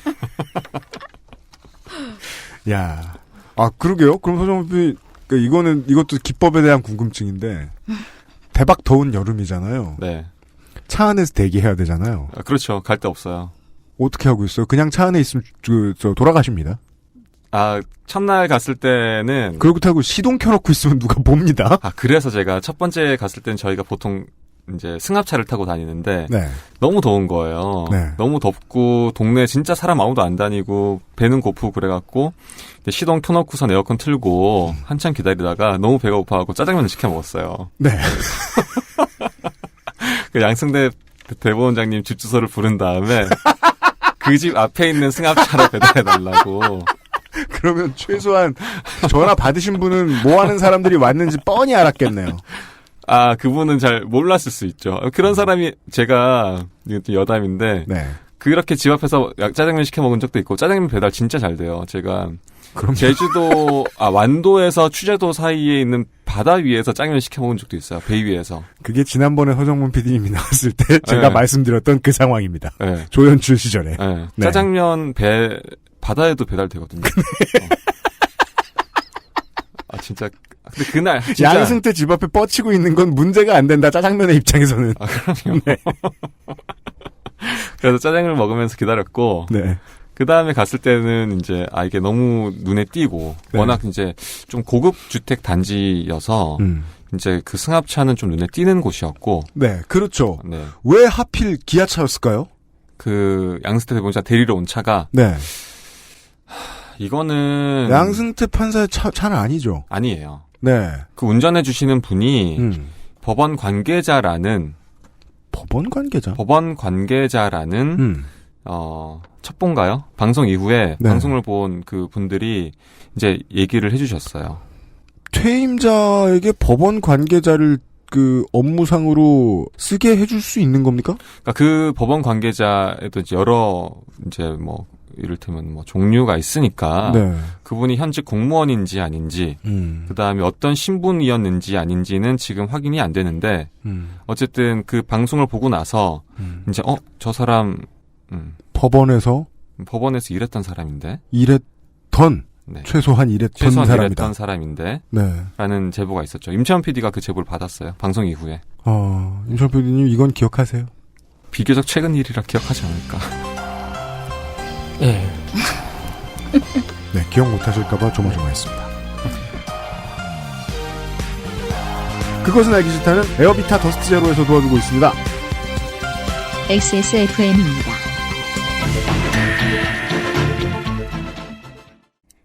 필터 교환이 필요 없는 공기청정기. 반가워 에어비타 더스트 제로. Bluetooth headphone Monster Sony Zabra Wireless. Join the freedom. Access Mall.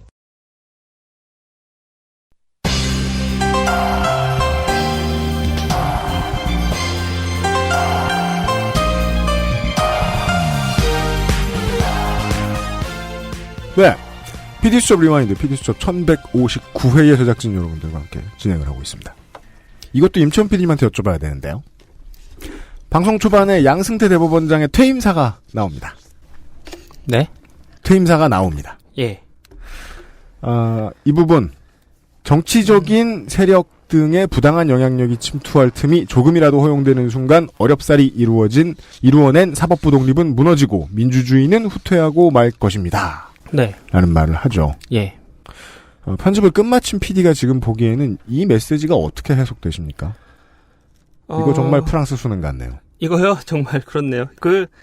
제가 볼 때는 이 말이 양승태 전 대법원장 입장에서는 전혀 틀린 말이 아닐 것 같고요. 그죠? 여기서 말하는 정치적인 세력이라는 말은 나 말고 다른 정치적인 세력. 그렇죠. 쌍용차 노조라든가 KTX 해고 승무원들이라든가 이 정치적인 세력들이죠. 네. 밥 달라고 우는 사람들. 네. 나한테 손 벌리는 사람들. 귀찮은 사람들. 그들이 귀찮게 군다고 거기 따라가 주면 예. 민주주의의 근간이 훼손된다? 예, 그리고 그 민주주의라는 거는 항상 그 박근혜 전 대통령이 다스리는. 그 단어만 잘 번역하면 되는군요. 횡행하고, 유신 어게인.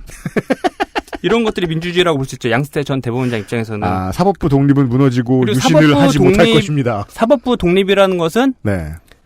누구의 간섭도 없는 내가 다스릴 수 있는 사법부.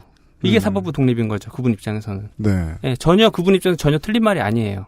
따라서 결국은 이제 누구의 견제도 받지 않되 청와대의 말을 잘 듣는 사법부가 여기서 말한 사법부 독립. 그렇죠. 인 것 같은 거예요. 그렇죠. 예.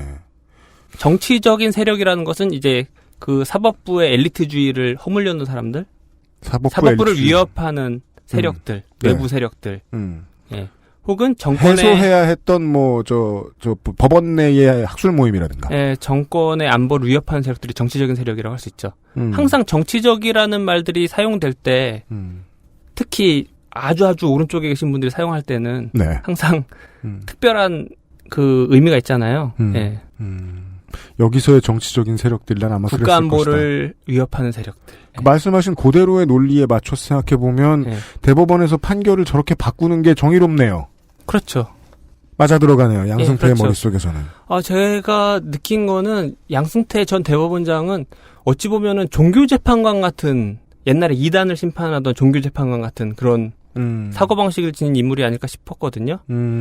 처음에 그 한홍구 교수님 인터뷰를 할 때 그랬어요. 네. 이 양승태 전 대법원장은 그 옛날에 나치 제3제국 치하의 롤란드 프라이슬러 같은 그런 나치 판사하고 약간 유사한 것 같다 했더니 한홍구 교수님께서 단언하시더라고요. 양승태 전 대법원장은 나치 판사들보다도 나쁘다, 더 최악이다. 왜일까요? 그 이유는 나치 판사들은 개별 판결을 가지고서 국가에 충성을 했는데 양승태 전 대법원장은 사법부 전체를 팔아넘기려고 했다는 거죠. 나라에. 국가에 충성하기 위해서 거의 모든 판결을 막 갖다 썼다. 예, 그렇죠. 그러네요. 임천 PD님 말씀하신 시나리오를 잘 쓰면 이게 얼마나 무서운지를 알리는 게 좀 더 쉬울 수도 있겠습니다. 이게 양승태 전 대법원장 입장에서 시각에서 보면 굉장히 무서운 말이거든요. 이 말이. 그렇죠. 이 퇴임사가. 네. 예. 우리가 들을 때는 이게 그냥 원론적인 얘기를 하는구나. 네. 이게 원론적인 얘기고 좋은 얘기 하는구나. 퇴임할 때 의뢰이. 네. 하지만 양승태 전 대법원장에게 빙의가 돼서 이 말을 해석해 봤을 때는 굉장히 무서운 말이 되는 거죠. 네. 예. 국가 안보를 위협하는 세력들을 물리치고 내가 다스리는 사법부의 독립을 지켜내서 민주주의를. 제가 그 양승태 전 대법원장 취재하면서 느낀 거는 그거 알아채셨나요? 양승태 전 대법원장이 해병대 그 기지에 갔을 때 네. 너무너무 행복한 얼굴로 웃고 있잖아요. 아, 그게 그래서 나간 거예요? PD 수첩 그 편집본에? 네, 저 그 의도로 내가 썼는데. 또 의미 없다고 본 건 또 의미가 있네. 예. 네. 맞아요. 군복 입고 좀 네. 신났죠. 예, 충성하고 그러면 너무 경례받아서 너무 행복해 하잖아요. 이 아저씨들은 표정이 신나지 않고 보통 어깨가 신나요. 예, 입이 귀에 걸리잖아요. 경례를 받을 때. 그 어깨도 약간 좀 하이포인트 올라와 있어요, 좀. 예, 저 그때 그걸 느꼈어요. 아, 양승태 전 대법원장이 야, 이 말 안 듣는 판사들아 이것 좀 봐라. 얘네들 얼마나 경례 잘하고 충성 잘하냐. 왜 나한테 우리 좀 이렇게 조직은 해라. 도열이 관례화 안 돼 있지? 그렇죠. 아마 경례 받고 싶었을 거예요, 판사들한테도. 판사들은 왜 오와 열을 서지 않고 걸어다니지? 네. 법복은 입었는데. 제복은 네. 마음에 드는데. 네, 제복은 마음에 드는데 왜 경례를 하지 않지? 이런 거죠. 그 양승태 전 대법원장이 바라는 네. 천국의 모습은 군대의 모습이 아니었을까. 그거 말고 짬밥 드시는 게 있거든요. 네. 엄청 맛있게 드세요. 아, 이게 이 맛이구나. 약간 이런 느낌이더라고요. 군판사 할 때는 훈련소를 제외하고는 절대 못 먹어보기도 하고요. 훈련소 예. 먹을 때랑 맛이 다르죠. 또. 아니 저렇게 군대를 좋아하고 행복해 하시는데 네, 정말 MBC에 일찍 컨택을 주셨으면 진짜 사나이라도 넣어드릴 뻔했어요. 너무 좋아하시더라고요. 그리고 그분이 그런 법원을 그렇게 군대 같은 일사불란한 조직으로 만들어서 추구했던 이상은 제가 볼 때는 유신정국, 긴급조치 시대. 그렇다면 양승태 대법원장도 예. 다가올 미래를 위해 투자를 열심히 하고 있었던 거네요. 초석을 다지는 역할을 하고 있다고 자임했을 가능성이 높네요. 아, 저 처음에 양승태 전 대법원장 취재할 때 초점을 맞춰야 된다는 부분은 그거였어요. 그러니까 이분이 어찌 보면 전관예우를 노리고 한 게 아닐까. 그 박건식 선배가 저희 옛날에 저희 1편을 취재하셨잖아요. 네. 그때 대법관들이 로펌에 가서 하면 도장 하나만 찍어도 5천만 원이고. 맞습니다. 수임을 하게 되면 그 착수금만 해도 뭐 2억 3억씩 간다. 네. 그래서 저도 그렇게 생각을 했었어요. 양승태 전 대법원장이 아마 어마어마한 전관예우를 노리고 그냥 퇴직금의 공 몇 개 바꾸기 위해서. 예, 그러지 않았을까. 왜냐면 제가 MBC 많이 봤거든요. 그렇게 하시는 분들을. 네. 예, MBC 많았잖아요. 아, 네. 그래서 저도 그런 분들인 줄 알고 이렇게 취재를 하다 보니까 짧은 시간에 여러 사람을 매기는 재주가 있어요. 예, 아닌 거예요. 이 사람은 전 대법원장까지 했기 때문에 돈 몇 푼, 그러니까 돈도 중요하지만 이미 대궐 같은 롯데월드에 살고 계시잖아요. 그렇죠. 예. 매직 아일랜드인 줄 알았어요. 그거보다는 일단 이분은 확신을 가지고서 하신 분이다. 예. 정말 옛날에 스페인의 종교 재판관들처럼 예. 이단 허용시키고 유토피아는 돌아온다. 예, 그렇죠. 나는, 유신 어게인. 나는 돌아오게 만드는데 중요한 역할을 하거나 네. 최소한 돌아왔을 때 사법부가 거기 못 따라가진 않는 조직으로 만들어 놓겠다. 이분은 그 공안판사로 시작하셨잖아요. 그렇죠. 이분은 이때까 대법원장의 위치까지 공안판사라는 말이 좀 뭐 어색하긴 한데요. 예. 전학우 교수가 워낙에 즐겨 쓰는 단어라서 다른 사람들은 안 쓰는데. 공안판사라는 단어도 저도 어색하다고 생각은 들지만. 네. 근데 이 사람은 공안판사 아니라고 부르기도 어려워요. 그러니까요. 그거 외에는 형용할 수 있는 단어가 없는 거예요. 네. 이 사람의 공안 판결에 걸려든 분들의 이야기들이 계속 나오니까요. 예, 그렇죠. 예. 경찰은 재선 씨에게 간첩임을 자백하라고 다그쳤습니다. 재선 씨가 제주도에서 국가기밀을 탐지했다는 혐의도 씌웠습니다. 믿기 어렵지만 재선 씨의 재판 기록에는 제주도에 세워진 칼 호텔에 대한 이야기를 들었다는 것이 국가기밀을 탐지한 것이며 그리고 버스 시간표를 수집했다는 것이 간첩 활동의 증거라고 적혀 있습니다. 당시 제주지방법원에서 오재선 씨를 재판한 사람은 양승태 판사. 근데 이분은 공안판사로서의 멘털리티를 대법원장에 이를 때까지 버린 적이 없는 것 같아요. 제 생각에는. 예. 대신에 세상이 바뀐 거죠. 제가 그래서 어맹부를 좋아하는 거예요. 알고 임명했으면 짱천재. 예. 왜냐면 맞죠. 요 몇 년 사이에 지금 요 몇 년도 아니고 요 몇 달 사이에 계속해서 밝혀지고 있는 것들이 있잖아요.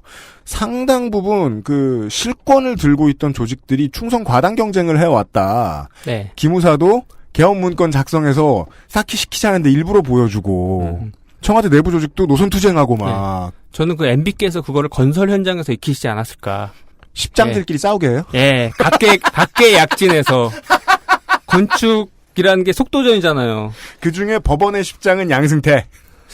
그랬겠죠. 판사들이 사업 대신 법봉을 들긴 했지만 근데 이분이 빚을 발한 건 박근혜 정권 시절이죠. 그렇죠. 네, 박근혜 그렇죠. 정권. 왜냐하면 자기와 사고방식이 맞는 정권을 만났잖아요. 천운이네요. 천운이죠. 이 새로운 이 유신 르네상스를 이끌어보자. 이런 생각이 꼽히지 않았을까. 유신의 미켈란젤로다. 그렇죠. 알겠습니다. 그 박근혜 전 대통령과 손가락을 마주쳤죠. 천지창조.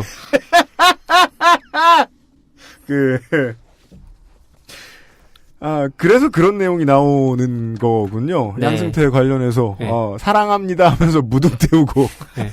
비둘기 날리고. 조직 장악력 이거 하나는 누구든지 다 인정을 할 그런 스타일이고 그런 걸 좋아하기 때문에 밑에 있는 이제 관리자들이 직원들을 동원해 가지고 뭐 사랑합니다 무등 태우고 저는 못 봤지만 비둘기도 날렸다는 이야기도 있고요.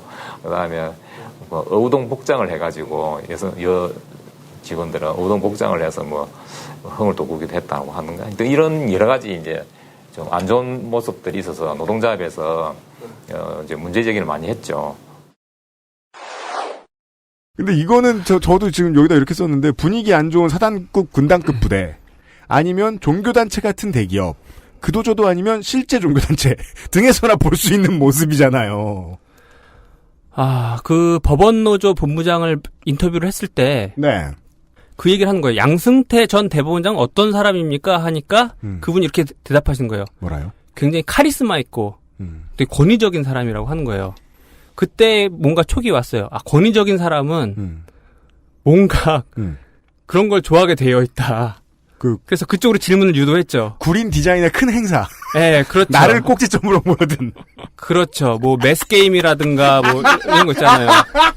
그 박삼구 회장처럼 뭐 그럼 그 순간에 바로 물어보신 거예요? 네. 혹시 양승태 대법원장 매스게임 안 좋아하냐고? 아니 그런 걸 그렇게 여쭤보진 않았고 뭐 이렇게 행사나 이런 데서 이상한 일들 하지 않으시냐. 우리나라의 그 물어봤네. 꼰대들은 이게 유비쿼터 싸잖아요. 그 유형 있잖아요. 그래서 분명히 뭔가를 하실 것 같고 뭐 좋아하실 것 같은데 군대 좋아하시잖아요. 네. 군대 높은 자리에 계신 분들은 항상 뭔가를 좋아하시거든요. 네. 그래서 혹시 뭐 좋아하시는 거 없냐 그래서 이제 그런 걸 좋아하신다고 하더라고요. 어우동. 출정식품에서 세일러문 나왔잖아요. 네. 그래서 판사님들도 사람 사는 데구나. 뭐 40패스 하시고 그래도 뭐 이렇게 문화적인 수준 같은 거는 뭐 이런 장사미사와 똑같구나. 되게 엘리트주의자라고 들었는데 그 말씀 듣고는 되게 친근감이 느껴졌어요. 양승태 전 대법원장한테. 어우동 좋아하나? 형 어우동 좋아하나? 그니까 말이에요. 아니 근데 되게 지금 국민들의 수준을 낮게 보시고 계신 거 아니에요? 임채원 PD님. 제가 엘리트주의자인가요? 아무 국민이나 앉혀놓고 그 국민을 센터로 해서 매스게임을 하면 국민이 다 좋아할까요? 근데 그 많은 이야기들을 들으신 다음에 상당히 교양 있게 정리하시는 거예요. 왜냐면은 저는 이제 결국 이 방송의 주제를 설명하는 가장 이제 적합했던 가장 주제를 잘 응축시켰던 그래픽은 양승태 대법원장 손가락 아래에서 장차관급 판사들이 퍼펫에서 춤을 추고 있는 그 CG 있죠. 임시원 PD의 역작입니다. 근데 왜 또 본인은 기억 못하는 눈을 하시고 계신 거예요? 아니 그런 게 있어요. 저는 이렇게 질문을 많이 했을 줄 몰랐어요. 본인이 지난주에 만드신 프로그램 중에 그런 게 있어요? 네. 저 홍세정 PD한테 질문 집중될 줄 알고 사실 질문지 딱 읽고 어렵구나. 어렵다 그래서 그냥 정신을 끄고 나왔는데. 홍세정 PD님한테는 임종원 판사 그렇게 빨랐는데 저도 빨리 끝내야지. 네. 근데 그 양승태 전 대법원장에 관련된 뉴스를 읽어보면 자연스럽게 떠오른 이미지가 마리오네트였어요. 그냥 마리오네트. 네. 마리오네트. 자기가 손에 사법부를 쥐고 흔들려고 한다. 이거를 시각적으로 잘 표현할 수 있는 게 뭘까 했을 때는 마리오네트. 이게 판사들한테는 모욕적으로 느껴질 수도 있겠지만 당연히 모욕적으로 느끼겠죠. 모욕을 주려고 한 거죠. 네. 예. 이 말씀을 듣고 싶었습니다. 예, 그 CG를 보고 좀 모욕감을 느끼길 바랬어요. 판사 보라고 짠 거다. 네, 보고 내가 잘못하고 있구나. 이걸 좀 처절히 깨달았으면 좋겠다 하는 생각에서 제가 분노한 포인트는 뭐였냐면 사실 저는 안 나왔는데 저는 박병대 대법관을 쫓았거든요. 아. 네, 서정문 PD는 양스태 대법관. 네. 홍세정 PD는 저기 임종원. 예, 저는 박병대 대법관을 쫓았거든요. 왜 그랬냐면 저희가 2주 만에 만들어야 됐어요, 이 방송을. 예. 아, 그건 영업 기밀이었는데. 그니까요. 할 수 없다. 날림이었다.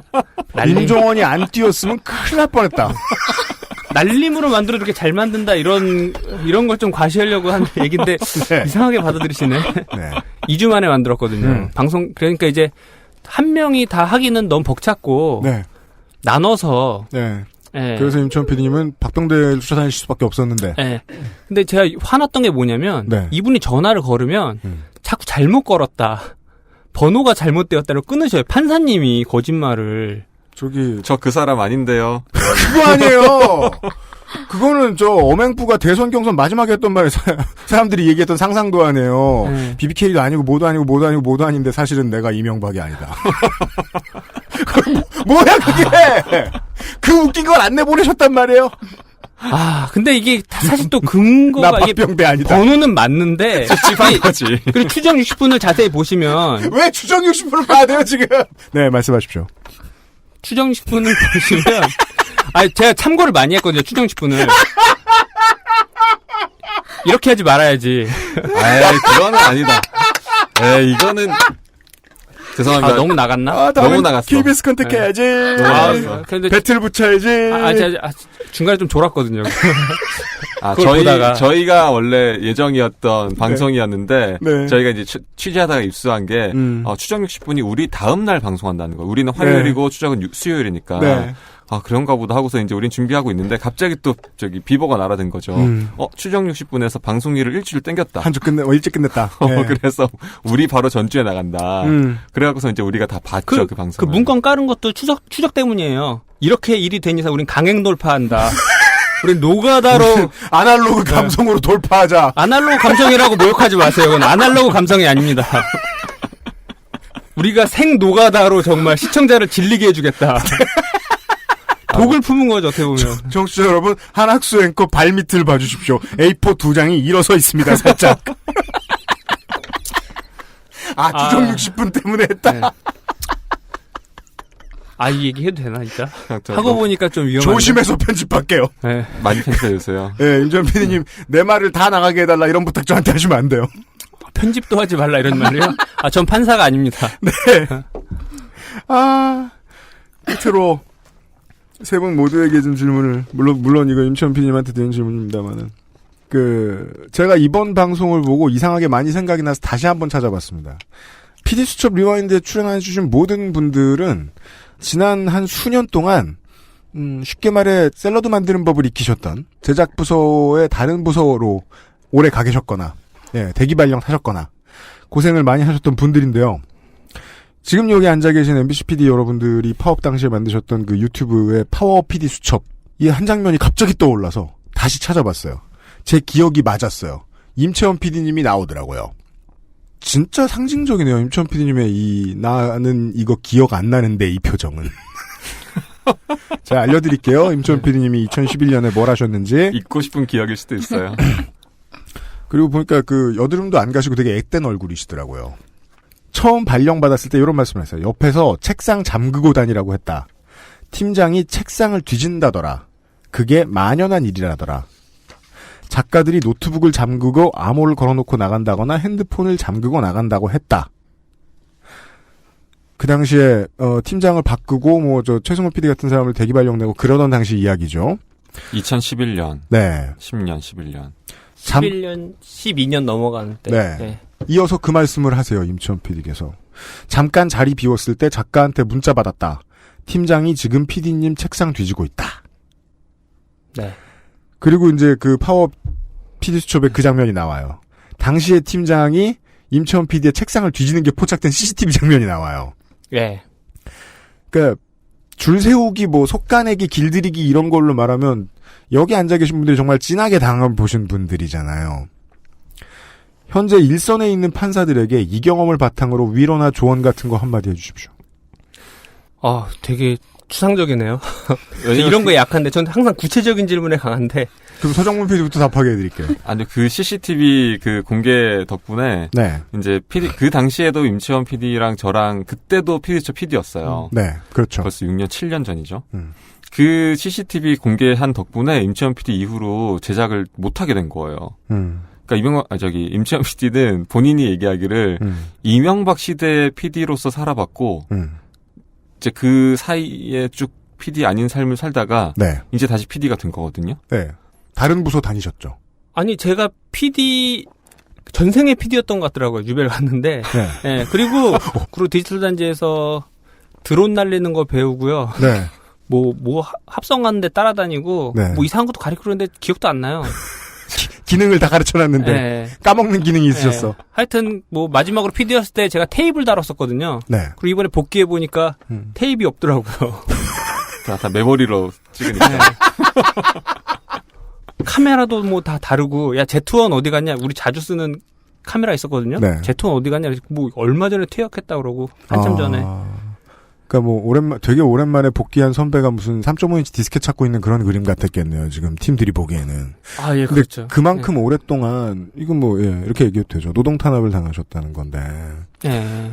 판사들은 상징적으로 그렇게 피해자가 된 법복을 벗은 몇 사람을 제외하고는 그냥 재판하고 하잖아요. 잘 모르고 있을 것 같기도 해요. 대법원에 관련해서 취재할 때 느낀 거는 이게 MBC 약간 기시감을 느꼈어요. 이게 약간 데자뷰. 그죠? 예. 기시감을 느꼈어요. MBC에서 벌어졌던 일들이 대법원에서도 똑같이 일어나고 있었다. 예.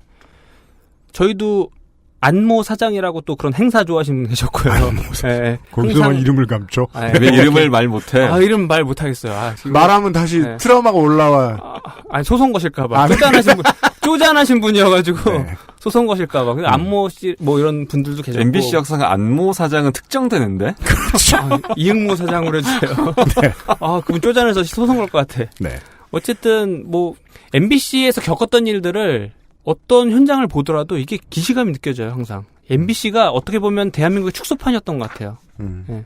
이 안에서 좀 양심 있는 판사들이 좀 목소리를 내주었으면 좋겠다, 이런 생각을 많이 했었거든요. 근데 그것도 좀 쉽지 않았던 것 같고. 전국 법관대회의 이야기들이 밖으로 새나가지는 않지만 아주 충격적인 얘기가 있다는 얘기는 못 들어봤습니다. 예, 그렇죠. 무슨 콩클라베, 즉 네. 교황 뽑는 무슨 콩클라베 같은 느낌이었죠. 예. 거기에 참여하셨던 일선 판사들은 그렇게 생각 안 하실 텐데 밖에서 그렇죠. 봤을 때는 좀 그리고 판사들이 어느 정도 자기들은 부인한다고 해도 어느 정도 엘리트 의식이 있다고 하더라고요. 저희가 무서워하는 검사님도 되게 우습게 본다는 얘기도 있을 정도로. 예. 그렇죠. 그러니까 저희는 검사님 하면은 되게 무서운 분이잖아요. 예. 저희 막 콧구멍에 설렁탕 넣고 이러신 아닙니다. 그러니까 그러실 능력이 있으신 그럴 능력이 있으신 분들인데 완력도 세고. 네. 판사님들이 보기에는 이제 영장 띄러 종이 들고 왔다 갔다 하는 사환 이런 느낌으로 정도로 굉장히 엘리트주의에 철저하신 분들이라는 멘트를 들었어요. 그때 이제 판사님이 직원감이 아니신 것 같아요. 판사님의 과격하시네. 네. 멘탈이 이해가 가더라고요. 이분들이 이렇게 생각을 하고 계시는 분들이었구나. 어떻게 보면 인간의 일을 하지만 어떻게 보면 신의 권좌에서 내려다보면서 일을 하시는 분일 수도 있겠구나. 이런 분들이 하는 일은 뭔가 다를 것이다 생각을 했는데 그게 또 여접시 취재하면서 무너졌죠. 어우동 이런 거 좋아하시고 산에 올라가시고 짬밥 맛있게 드신 거 보면서 그렇게 생활하시는 분들의 경우에 이상하게 왜 그런지는 모르겠지만 특히 더 자기 위의 권력에 더 취약한 편이잖아요. 부드럽고도. 근데 뭐 상고법원 가지고 딜하려고 하는 거 보고 또 그쪽 청와대 내부 인사들 사찰한 거 이런 문건들에 나온 거 보면 또 그런 것 같지는 않았던 것 같아요. 예. 제가 볼 때는 청와대도 자기 입맛대로 움직이려고 했었고 그 안에 있는 그 뭐 검사 양승태 대법원장의 의지는 청와대도 내 뜻대로 움직이려고 한 거다. 충성을 보여줘가면서지만. 뭐 딜을 하려고 했던 거예요. 카드. 그렇죠. 예, 딜을 하려고 했던 것 같아요. 뭐 청와대에게 충성을 바치고 이런 게 아니라 나 이거 할 테니까 이거 한번 나 이거 줄 테니까 너는 저거 줘 이런 정도? 네. 예. 그러지 않았을까 저는 그렇게 추측을 하고 있어요. 네. 근데 사람의 인생이 걸린 재판을 갖고 그 재판에 실제로 영향을 미쳤는지 아닌지는 뭐 차치하고서라도 재판을 갖고 딜을 했다는 것 자체가 되게 저는 충격이었어요. 그러니까 실제로 대법원이 청와대와 거래해서 판결을 뒤집었는지 아닌지는 일단 모르겠어요. 그건 지금 어쨌든 수사 중이니까. 네. 근데 어쨌든 야, 이러이러한 판결 나왔는데 이거 되게 잘한 거죠? 이런 식으로 청와대에 막 갖고 가서 막 문건으로 막 얘기해 주려고 그러고 그런 것 자체가 와, 이거는 뭐 사법부가 이게 사법부 맞아? 남의 인생 실제로 돌아가신 분들도 계시고. 네. 그 판결 이후에 판결의 충격으로. 근데 그런 분들이 있는데 뻔히 알면서 이를테면 KTX 같은 경우에는 대법 판결에서 이제 그 1, 2심이 뒤집어지면서 빚 떠안으시고 3살난 아기 남기고 돌아가신 분이 계시잖아요. 그렇죠. 그 사건 있고 4개월 후에 만들어진 문건에 보면 자, KTX 사건도 우리 대법원이 네. 이 정권의 어떤 운영에 협력하기 위한 사례라고 적시를 해요. 네. 사이코패스도 아니고. 그러니까 그런 짓들을 해왔다는 것 자체가 저는 너무 충격이죠. 네. 판사들이 볼 때 일반 사람들의 삶이란 거는 진짜 카지노의 칩 같은 거구나. 그런 걸 확실히 느꼈어요. 사법거래를 취재하면서. 네. 네. 아, 맞다. 김선동 씨였나요? 김득중 씨였나요? 인터뷰 하시던 분이 다리에 깁스를 하고 계시더라고요? 아, 신민경 PD요? 네. 아, 네. 그분도 프로듀서십니까? 예, 저희 같이 취재를 했죠. 그 노동 조건 왜 그래요? 그 회사? 아, 이 회사요? 네. 죄송합니다. 투지를 보인 걸로 이해하시면 안 되나요? 왜 이렇게 나쁜 식으로 몰아가시죠? 일단 여기 팟캐스트 제목 자체부터가 저희 경쟁사의 그걸 좀 베낀 것 같기도 하고. 죄송하긴 한데. 네. 참 전통이라는 게 우울하더라고요. 한번 간판 지어놓으면 참 우울해요, 그게. 예. 어쨌든 경쟁사 프로그램에 부정적인 어감을 붙이신 거는 참 잘하신 일이라고 생각합니다. 아니야, 근데 그 아래서는 우리 경쟁자로 생각 안 하는데. 아, 우리도 저희도 마찬가지입니다. 네. 됐어. 장르가 다르대, 장르가. 재연 프로그램하고 우리를 비교하면 안 되죠. 하지 마. 유튜브 하지 마. 유튜브에 제가 아까 말씀드렸던 파워 PD 수첩에 보면요. 당시에 그 팀에 계셨던 임경식 PD라는 분이 이런 말씀을 하시는 게 나와요. 저는 이분이 하신 말씀이 일선에 이제 집업에서 행정처 사람들한테 불려가가지고 이 얘기 저 얘기 들었던 일선 판사들의 경험하고 좀 비춰 생각하게 됐거든요. 나는 누구와 싸우는 중인가? PD 수첩 팀장하고 싸우는 건가? 아니면 그 위에 국장하고 싸우는 건가? 더 나아가서 MBC 사장하고 싸우는 것인가? 아니면 더 큰 어떤 존재와 싸우는 것인가? 국정원하고 싸웠죠. 네. 일선 법원에 있던 사람들이나 사법 피해를 입으신 분들도 내가 누구하고 싸워서 이렇게 됐는지 모르셨잖아요. 결국. 그렇죠. 이제껏. 그래서 더 비극적으로 느껴진 것 같아요. 네. 알고서 당하셨으면 덜 억울하셨을 텐데. 네. 그냥 그분한테는 어떤 운명의 힘에 의해서 내가 이렇게 비극적인 일을 당한 것처럼 느껴질 거 아니에요. 네. 그래서 더 저희가 취재하면서 더 분노했던 것 같아요. 네. 안타까운 죽음은 좀 막을 수 있지 않았을까 하는 생각이 드네요. 네. 네. 그리고 이것도 촛불이 아니었으면 좀 밝혀지기 힘들었던 매우 그렇습니다. 하고요. 네. 네. 홍세정 PD님 마지막으로 임종원 전 차장에게 하실 말씀 있으면 지금 한번 해주십시오. 숨 안 찰 때. 다시 한번 뵀으면 좋겠고. 굳이 앉아서 뵙고 싶겠어. 왜 도망가셨는지 가장 궁금하고. 네. 그 모습이 아주 사법부가 어땠는지 잘 표현이 됐던 것 같아요. 감사드립니다. 그러게 말입니다. 네. 사법부의 예전의 수장들이 주랭랑 치는 모습을 잘 내보내주셔서 감사합니다. 예. 홍세정 PD하고요, 허정문 PD하고요, 임채원 PD가 1159회 PD 수첩을 만드느라 수고해주셨고, 오늘 방송에서도 수고해주셨습니다. 나와주셔서 감사합니다. 다음 방송 되면 또 뵙죠. 네. 안녕히 가십시오. 감사합니다. 수고하셨습니다. 감사합니다. 그것을 알기 싫다는 업그레이드된 과일 건강해진 스낵 푸른액에서 도와주고 있습니다. XSFM입니다.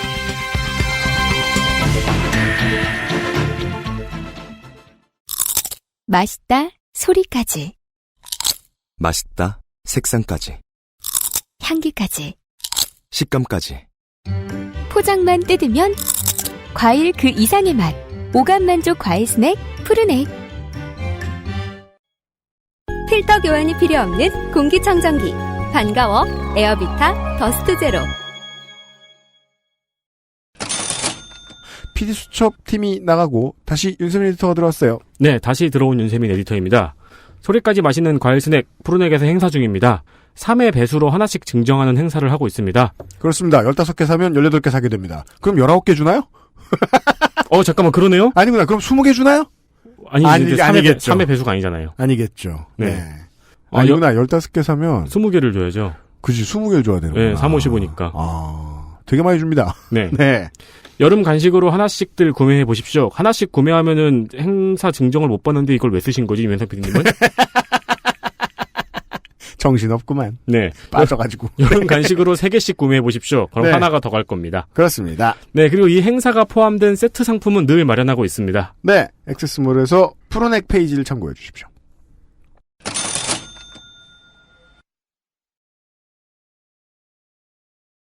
기무사의 위수령 계엄령 검토 관련 문건을 들여다보면요. 그때의 우리 군대가 가지고 있었던, 그때를 봐야 얼마 지났습니까?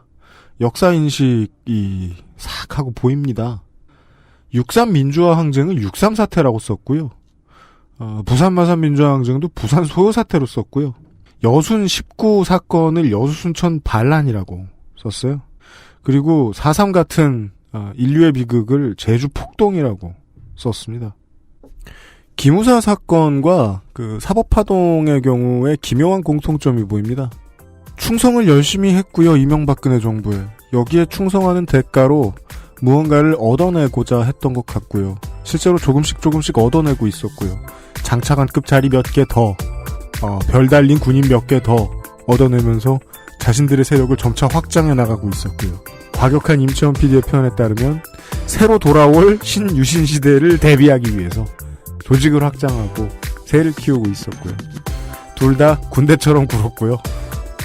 그걸 되게 좋아하는 것 같았고요. 심지어 그들이 좋아하는 군대의 모습은 계엄하의 반란군들 같은 모습이었던 것 같습니다. 이런 문제를 알아봤던 PD수첩이 어떻게 취재했는지를 알아봤던 PD수첩 리와인드 코너를 마칩니다.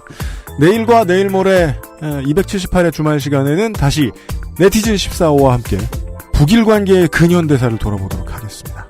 유승균 PD였습니다. 안녕히 계십시오. XSFM입니다. I, D, W, K